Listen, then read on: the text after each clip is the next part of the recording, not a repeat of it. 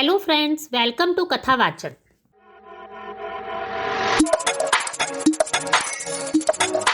आज इस वीडियो में हम आपको बैकुंठ चतुर्दशी के बारे में बताएंगे। बैकुंठ चतुर्दशी के दिन आपको क्या करना चाहिए और किन बातों का ध्यान रखना चाहिए, आइए जानते हैं। बैकुंठ चतुर्दशी हर साल कार्तिक माह के शुक्ल पक्ष की चतुर्दशी तिथि को आती है। इस दिन भगवान विष्णु 4 महीने तक सृष्टि का संपूर्ण कार्यभार भगवान शिव को देकर विश्राम करते हैं।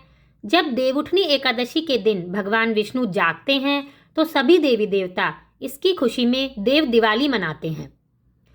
भगवान शिव बैकुंठ चतुर्दशी के दिन ही भगवान विष्णु को अपनी सृष्टि का सारा कामकाज दोबारा सौंपते हैं तथा इसके साथ ही भगवान विष्णु जब देवउठनी एकादशी पर 4 महीनों के बाद जगते हैं तो वो भगवान शिव की पूजा में लीन हो जाते हैं।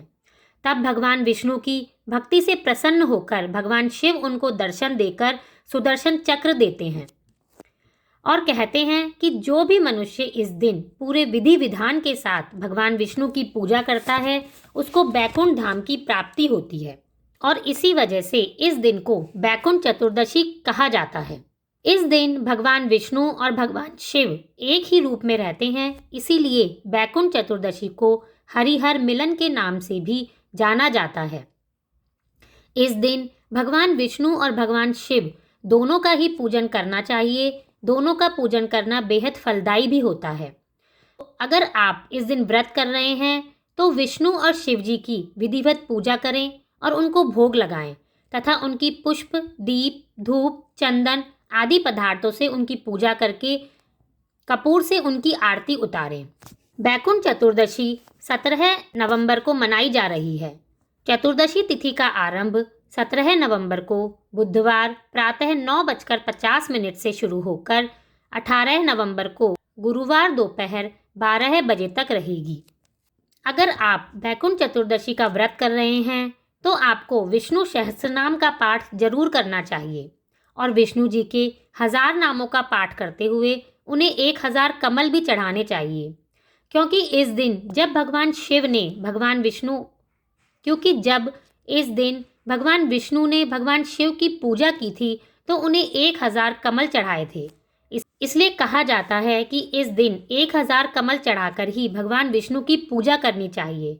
लेकिन अगर ऐसा ना हो पाए तो आप अपने सामर्थ्य के अनुसार 108 कमल चढ़ाकर भी उनकी पूजा कर सकते हैं।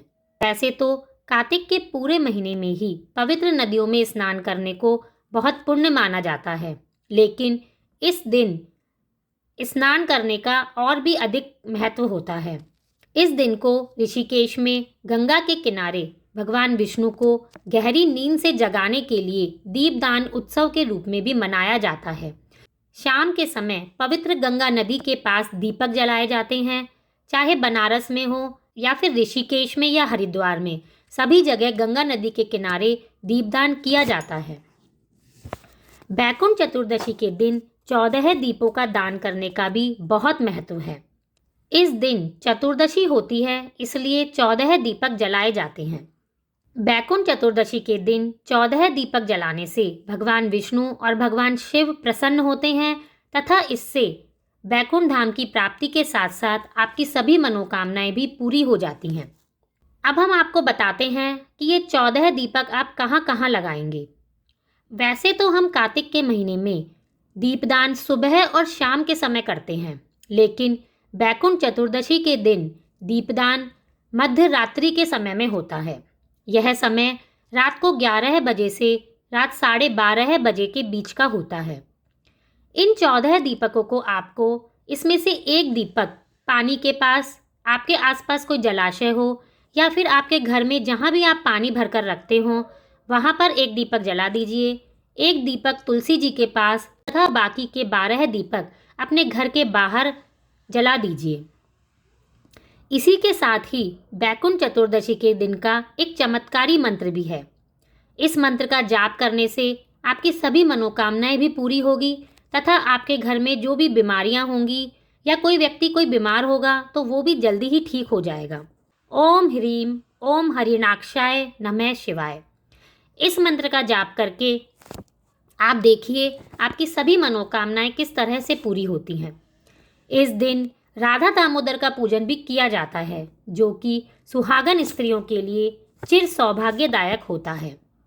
इस दिन तुलसी शालिग्राम का पूजन भी परिवार में सुख, शांति, समृद्धि लाने के लिए किया जाता है। इस दिन तुलसी शालिग्राम विवाह का समापन भी होता है। कहीं कहीं पर इस दिन पितरों के निमित्त तर्पण भी किया जाता है तथा सुपिंडी श्राद्ध करने से सुख की प्राप्ति और आपके वंश को आगे बढ़ाने वाला माना जाता है।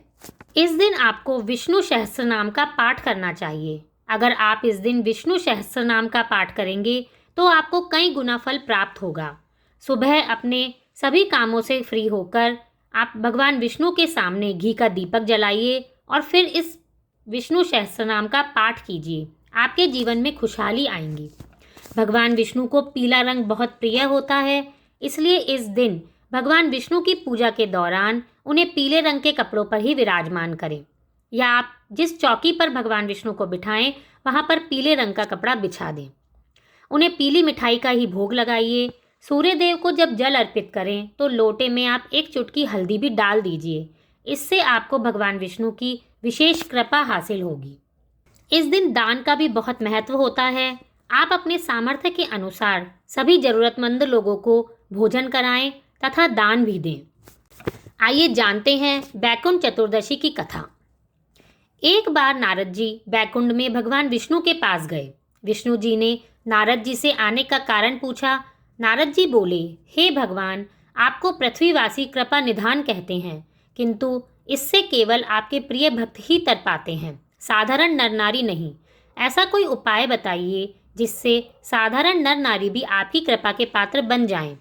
इस पर भगवान विष्णु ने कहा, हे नारद, कार्तिक शुक्ल चतुर्दशी को जो नर नारी व्रत का पालन करते हुए भक्ति पूर्वक मेरी पूजा करेगा उसको स्वर्ग प्राप्त होगा। इसके बाद भगवान विष्णु ने जय विजय को बुलाकर आदेश दिया कि कार्तिक शुक्ल चतुर्दशी को स्वर्ग के द्वार खुले रखे जाएं। भगवान ने यह भी बताया कि इस दिन जो मनुष्य किंचित मात्र भी मेरा नाम लेकर मेरी पूजा करेगा उसे बैकुंठ धाम प्राप्त होगा।